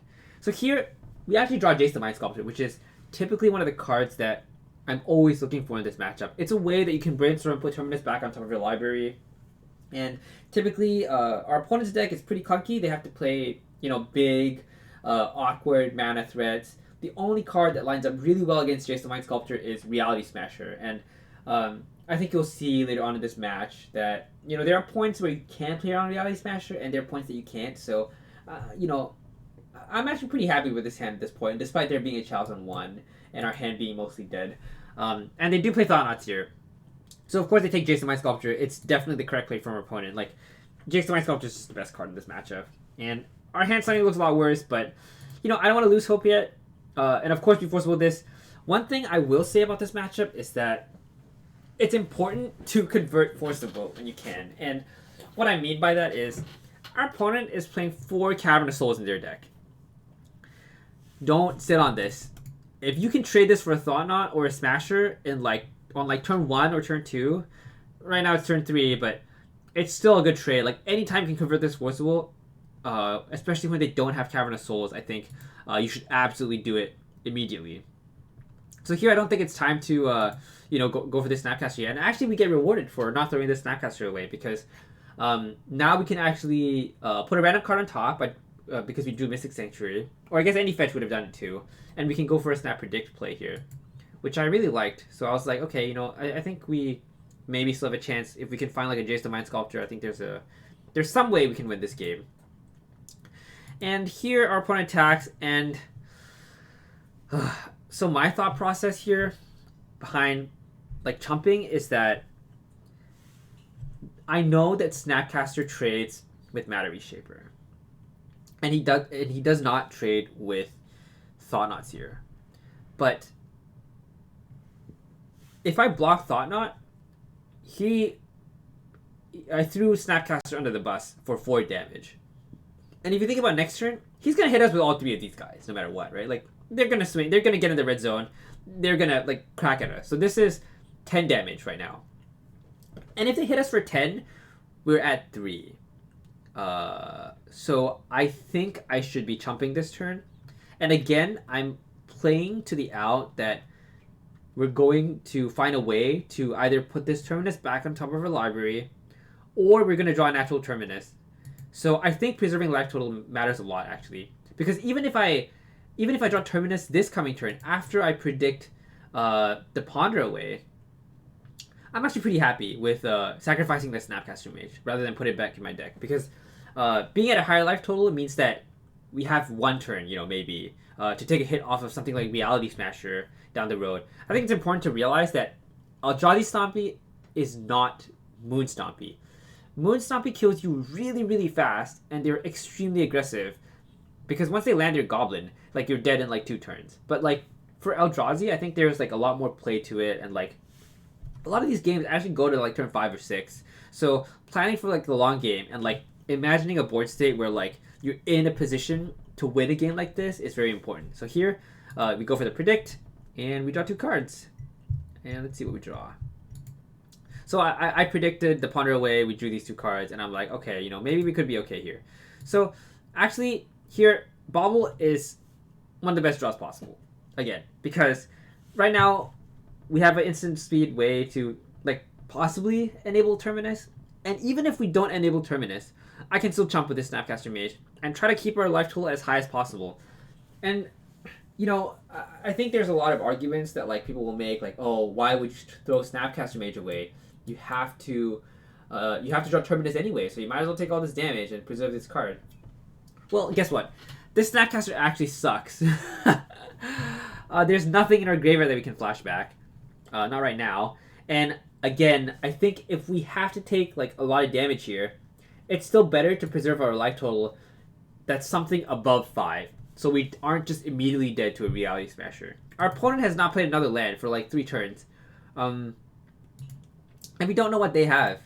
So here, I do throw the Snapcaster under the bus again. Like, again, it's important to recognize when a card can't be converted, and sometimes the life total is just worth more, specifically against Stompy decks. So we actually hit Narset here, which is, kind of one of the best case scenarios, I think, because there are not many cards that actually do anything under this chalice, and this is just a way that we can I guess draw out of it. And actually we just have like 6 land drops, so we actually do get to hardcast this Terminus right now. So I actually really like our position from this point, because not only do we have a way to kind of find our Jason Mind Sculpture, we have a way to stop our opponent's next play as well. And they've demonstrated that they clearly don't have an Eldrazi Temple. Or, I mean, at least it's unlikely to have it, because they chose not to play a land drop on, like, well, 3 turns in a row, actually. They played this waste randomly. And I think if they had, like a temple... if they had a cavern, they would have already played it. So I'm feeling pretty good. And, of course, we draw the Engineered Explosives here, which is just the absolute best draw that could have happened. And our opponent shows why. I mean, they haven't been doing anything, because they had Elvish Spirit Guide in their hand. And they play Endbringer here, and this is just the easiest Forcible ever. Brainstorm is a dead card, essentially, and I want to be able to play this Planeswalker onto, like, an empty board. And here, actually, I actually feel really safe, because as long as I play Narset, and I place E on 0, we can actually hit Swords to Plowshares, which there are still 4 copies in our deck, and be insulated against a Reality Smasher. So I just minus here, I believe, and we hit Jace the Mind Sculpture. So here, there's no other card that matters more. I think the only card that maybe I would have taken over Jace is, like, Sword, but I still think that Jace is better than Sword, because Jace is a way, like, if you imagine the game state where we win this game, it involves resolving this Jace. So I take Jace the Mind Sculptor. And then I play this E for 0, and basically our opponent breaks for another turn, and we blow up the Chalice on 1, and we basically win this game. So, you know, what might have looked like an unwinnable game actually turned out to be pretty good for us. I'm just going to play the rest while I talk about this. So I think it's important to, again, imagine scenarios where you can win. The ones that you can't win, just pretend they don't exist. Like, you can't beat your opponent's nut draws anyways, and you have to play to your outs, right? Like, think about the 4 damage we prevent, with the 8 damage actually we prevented with both Snapcasters. We would have actually, like, it would have actually mattered here. So, yeah, and here, basically our opponent just doesn't do anything that matters anymore. We just force with this, and our opponent doesn't do anything. So we win the game. Yeah. Okay, let's go watch Game 2 now. So Game 2... Oh, actually, before we watch Game 2, I guess I should talk about sideboarding. Okay, so how do I like to sideboard? I think that's a pretty interesting question. I think I've seen a few, different ways people sideboard, but I'm just going to show you how I like to sideboard. So on the draw, I actually hate Spell Snare. I think it's terrible. Like, this card is just so bad on the draw. Like, you never get to cash it in. So I cut it, like, immediately. What else is bad? I think Force Negation does basically nothing.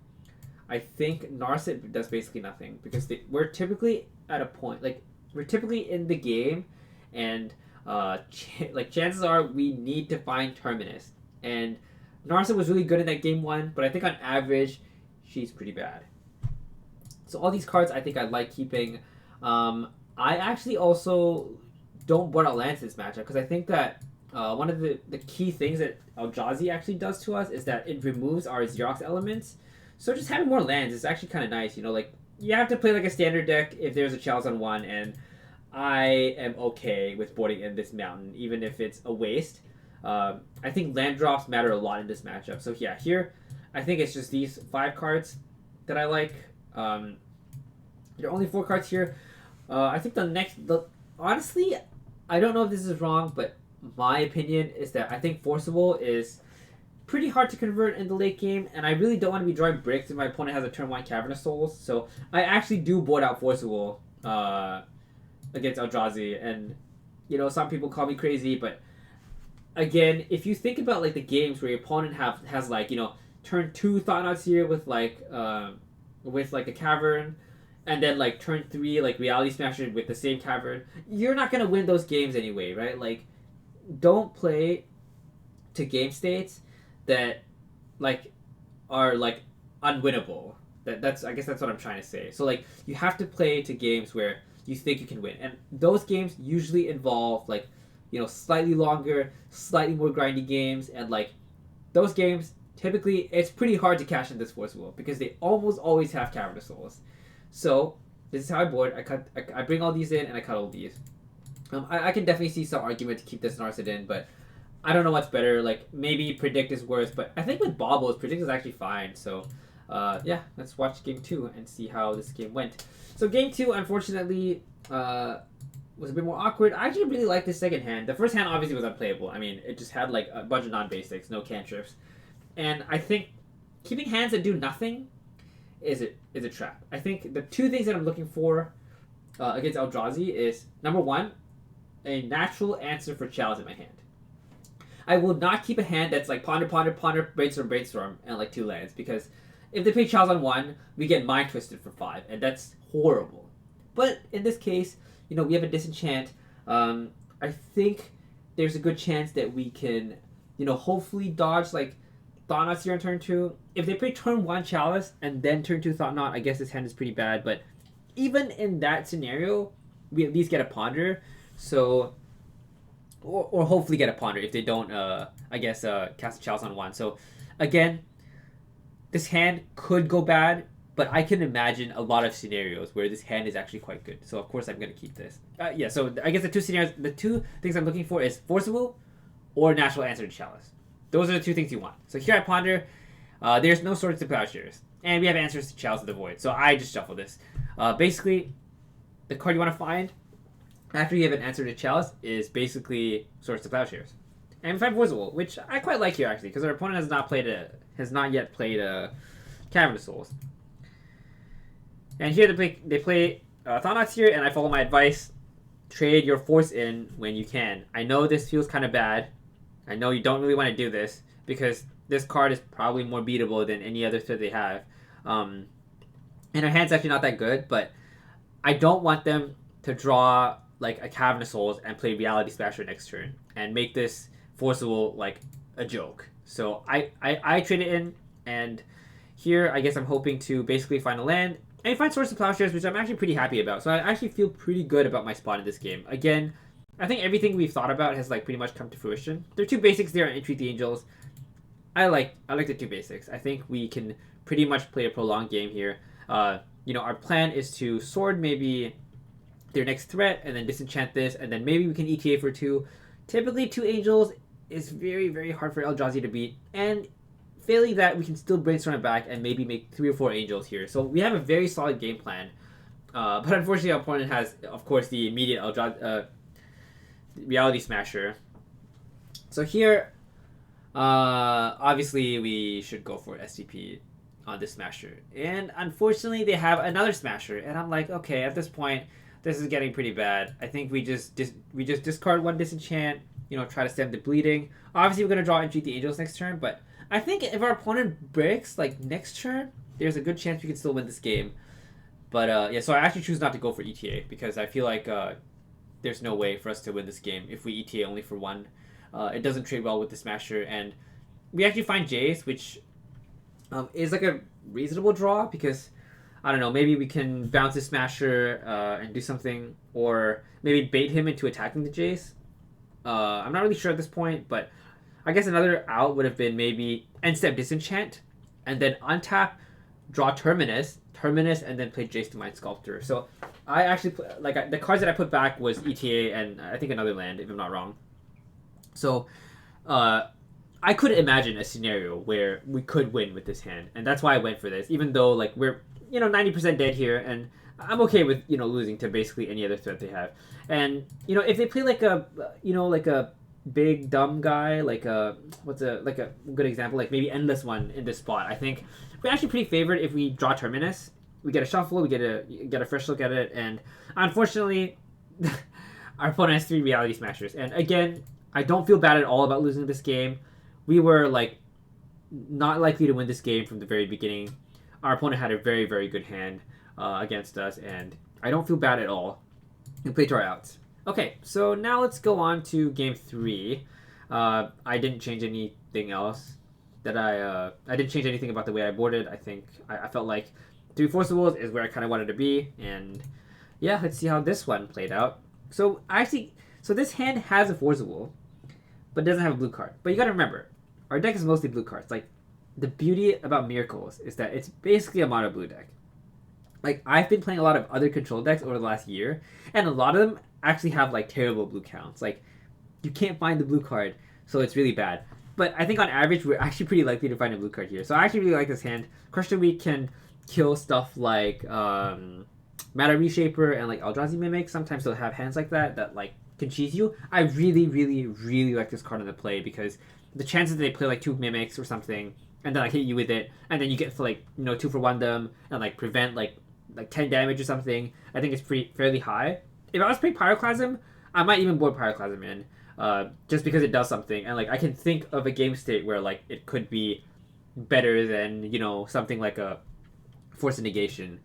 So I look at the top card of my deck and it's Monastery Mentor, and I'm like, okay, I mean, I'm not gonna reject that. I think it's one of the best cards in the matchup. Like our opponent is basically trying to play Solitaire, and Monastery Mentor punishes them for playing Solitaire. So here we just foretell the Crush of the Week here, and our opponent goes for a very weird play. They go for Chalice on 0, and then play the Thought-Knots here. So here, I really don't like our spot, but sorry, I actually kind of like our spot because I think Chalice on 0 is like a pretty I think it's like pretty bad. Like it only stops like 3 cards in our deck, but unfortunately this kind of medium play. I mean, I obviously don't know what my opponent was thinking, but clearly they had something in mind at this point. But when I first saw this play, I thought it was pretty loose, and I was just like super happy that like they put it on 0 instead. Because if they had 2 chalices, they should just put both of them on 1 because it stops like so much of her deck.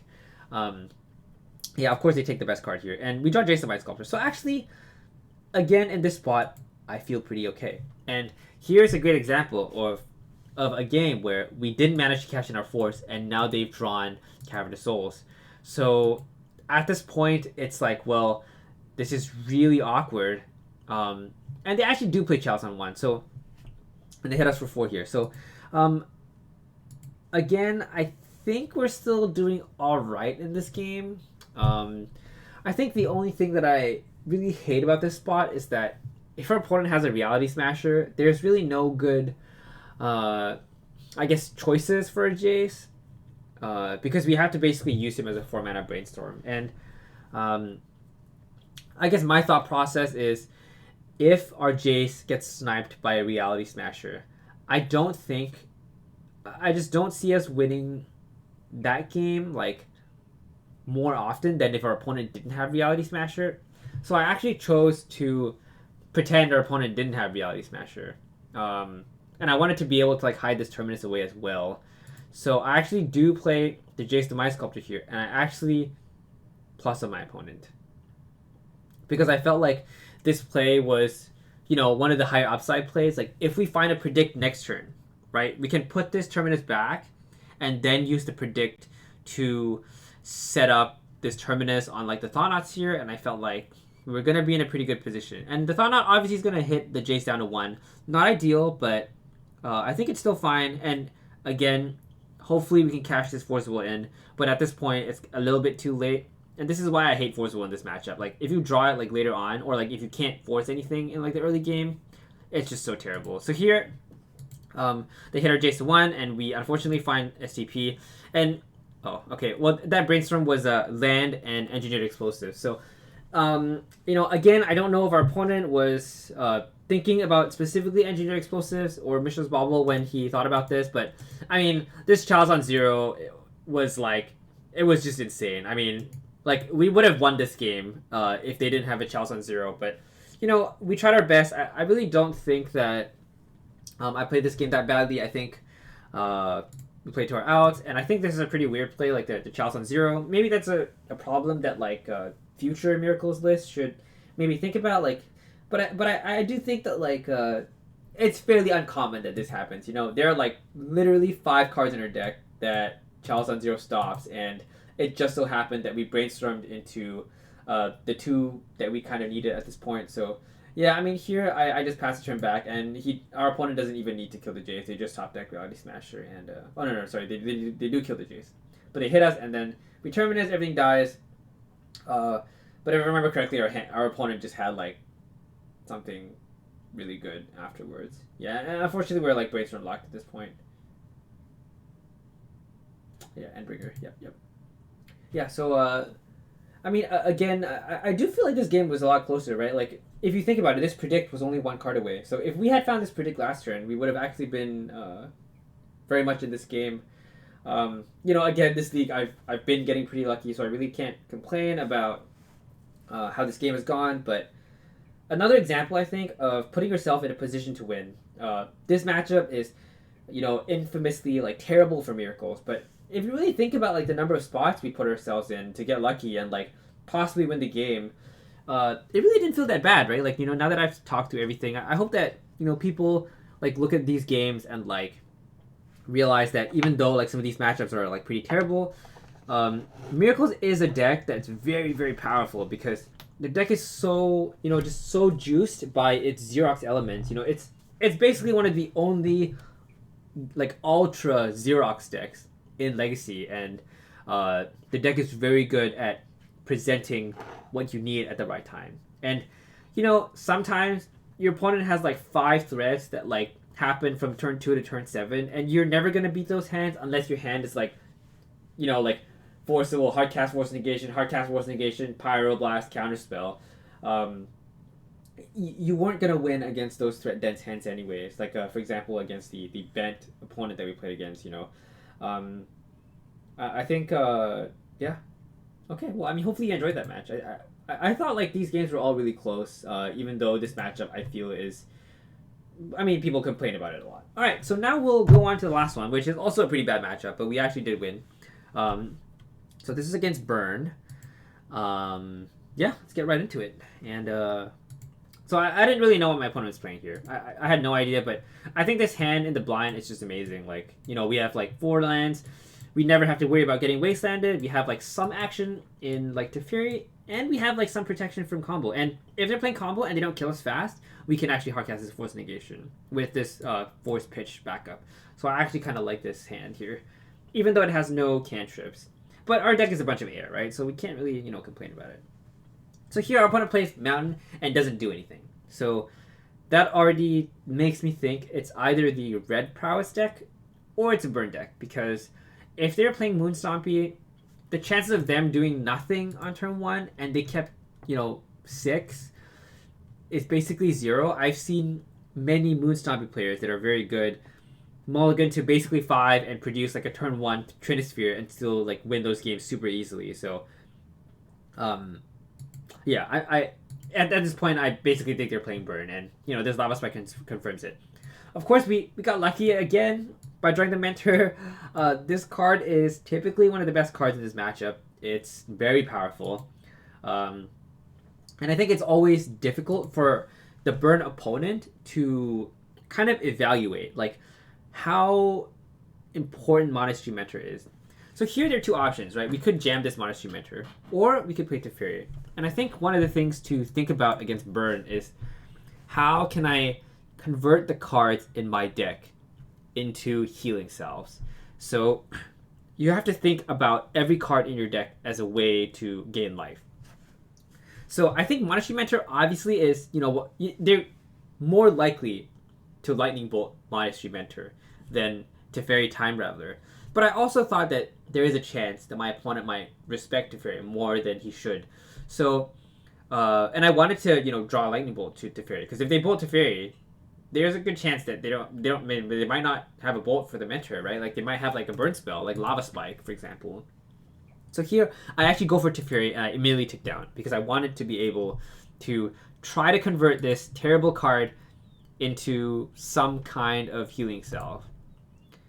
Unfortunately, our opponent, he has a Flame Rift, which cannot kill Teferi. And there I actually do decide to basically convert my Force of Will. So I think one thing to remember is against Burn, it's not actually good to go down to like 6 or 7 life, because the chances that they have like Fire Blast and like Exquisite Firecraft is just like insanely high. Plus, we actually have Mentor plus Cantrip. So, we have like a way to make a prowess trigger, and there's always this chance that like our opponent is just, they literally demonstrated that they're not interested in our cards, right? So I think this is a card that could be kind of tricky, because I feel like our opponents should care about this. Like, they should kill it, because it kills them like way faster than usually they can burn us. And of course here we draw like the best card in the deck. If I pondered and I could choose a card that I could ponder into, it would be Force of Will. So I actually do play the Mentor here. Oh, whoops. I don't know what I'm doing. All right, so we play the Mentor. Yeah, and I ponder here. And I'm basically pondering for any blue card. It doesn't matter what it is. And here we ponder into the absolute nuts, 2 predicts and a brainstorm. So I take a predict with the intention to essentially force duel any burn spell. It doesn't matter what they play. They go for Chain Lightning. I let that one go because I feel like he has another mana. And, maybe I can get like a Fire Blast or something if my opponent goes all in. Also, if he targets the Monastery Mentor, I would also like to contest it. So here, he plays Lava Spike, and I'm like, well, okay, I'm just going to convert my Force Duel. Like, I think we can use the Predict to draw more cards. Again, it's really important to be at like somewhat of a healthy life total. I think around 8 or 9 life is where you kind of want to hang around because it's hard for them to actually do 8 damage to someone. So here we brainstorm, and then I predict this Flutter Strand away, and we hit. And I actually leave the planes open, trying to hit Swords to Plowshare. So here I actually think, it's actually quite good if we get to hit our opponent and then gain 4 life. Because again, converting to Healing Salve, I think our opponent has clearly shown that he has no creatures in his hand. And I think the fact that we can convert one of this specific card into like gain 4 life, that's like a cryptic command for our opponent. Because so here we gain 4, and our opponent's basically out of reach, and we have this brainstorm for next turn. So that's how we won game 1. Again, I think if our opponent just killed the Mentor, maybe it would have helped, but I don't know. Like I guess we just got carried by Mentor this game, and this matchup is just terrible without Monastery Mentor. Oh, I guess we should talk about sideboarding. Okay, so sideboarding. Sorry. All right, so sideboarding. This one's really fast, so we'll just go through this really quickly. So, what I not like in this matchup, I don't like Narset. In fact, I don't like any of these cards. I think Jace is pretty bad. We can typically cut like 1 predict, 1 bobble. Actually, let me sort everything again because everything's messed up because I'm not organized. Okay, so Engineered Explosives. So EE I think is also pretty slow. So I normally like cutting this because I feel like it's super slow normally. I don't like Narset, I don't like Teferi, I don't like Jason My Sculptor, and I don't like 1 Predict and 1 Bobble. So that's like a lot of cards, right? Like 1, 2, 3, 4, 5, 6. That's what we have in our sideboard. So I like the 2 Flusterstorms for, obvious reasons. And I actually do board in both Disenchants because, I mean, every bird player is going to board in their Sulfuric Vortexes against you. And typically speaking, post-board, like, that's basically how you lose. There's also, like, a bunch of random hate, like, enchantments, like Rolling Vortex, Pyrostatic Pillar. There are just so many cards that matter a lot. I think having the Spell Snare is actually really nice in this matchup. There's also a chance that Counterspell maybe is, like, better than something like Teferi Time Raveler because this can bounce some things. But I think, or maybe even the Bobble. Maybe the Bobble is better than Counterspell because the chances are that this can trade even on mana is, like, basically 0. And you're going to pitch Counterspell, like, most games. Okay, so let's watch game 2 and see how that game went. So game 2, I think we're a lot better. Oh, do I already have this game open? Sorry, it's been a long time. Okay, so this is our opener. This hand is very, very strong. Like, it's good against Monastery Spear, it's good against Eidolon, it's good against Goblin Guide, and it has a Flusterstorm too. Like, this hand is like the dream, basically, against Burn. So here they go for, pretty easy. I actually don't bobble myself because we drew the Predict. And here, I'm really hoping that I can cash into this Flusterstorm for any kind of burn spell. And we're so lucky that our opponent plays Flame Rift because this is literally like a Fire Blast, but except we can Flusterstorm it. So this is just super good for us here. So here we just keep the bobble, and I think the intention is to cash in this Predict. At this point, I cash in the Predict. I mean, there's nothing really we can do about this Sulfuric Vortex right now. So, we take 2 here and Ponder. So, of course, here we're looking for Disenchant, and it's right on top of our deck, so we're pretty lucky here. I think the other 2 cards like pretty good too, like Snapcaster Mage and like another boot card. But yeah, here I don't go for the Disenchant yet. I think keeping up Spell Snare is actually pretty important because I really don't want to see an Eidolon in this specific spot. Crush the Weak looking really awkward in this hand, but again, I think it's typically not that important to get like double white. It's just how this game kind of panned out that like we have to get like the basic. Yeah, they go for Chain Lightning. We can't do anything about that. And they go for Lava Spike. Can't do anything about that. And they exile Riftbolt. Okay, so the coast is clear now. Actually, at this point, I'm beginning to think if my opponent even has any creatures. There's a chance that they're just playing like Lava Spike Tribal, right? Like maybe they just feel like creatures are not good enough. In this spot, we're actually like, kind of put in a squeeze. They only have one card left in hand, but we could take a lot of damage. So of course we go for the Disenchant here. So here, okay, so I think I made like a small misplay by playing this Mystic Sanctuary. But I also felt like the chances of us getting Snap Flusterstorm on like a good card was pretty low chance. Yeah, I felt like it's okay to not redraw the Flusterstorm because I think our opponent already has a lot of mana in their hand. If they play a creature, we can snap, like Fluster, like a random card or whatever. And here we actually don't even have enough mana to like Snap Fluster doesn't even work against Riftbolt. So that's why I just wanted to play this out, hoping that maybe they would play some kind of creature here. And they play Parasitic Pillar, and it's just perfect. We have the Spell Snare, and now we have 4 mana up with this Tundra. We have 5 mana this turn, which I think is super nice because we drew Force of Will. Like the slight misplay, like kind of led to something better. Like I guess if they played exactly like another Sulfuric Vortex in that spot, it would have been really bad because then we would have had to take 2 more, go to 3. That's really low, but again, I think we're okay here. So our opponent doesn't do anything at all, which makes me think that they either have Fire Blast or they have all lands. And I don't think there's anything else they can possibly have here. Because if they had a Lightning Bolt, I'm pretty sure they would have gone for the wind. Yeah, I played Bobble. There's not much to say. I think here, during our opponent's end step, my plan was to go for the Snap Predict, even though I know that that's not that great against a burn spell. But I still wanted to be able to go up on cards.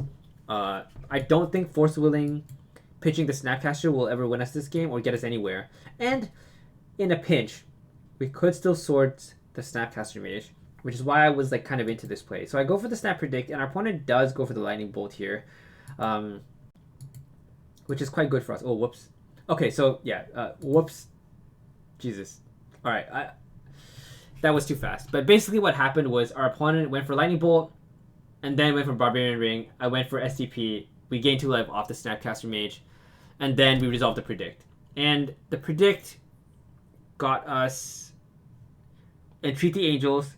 I brainstormed into these cards, put the ETA on top, and I think my plan was to basically just play the Mentor. And if he tries to go for the win, I can sword the Mentor, and that gives me 3 life, right? Like I can go up to 5 life, which saves me from Fire Blast. Because right now, my opponent has demonstrated that he does not have Fire Blast in his hand.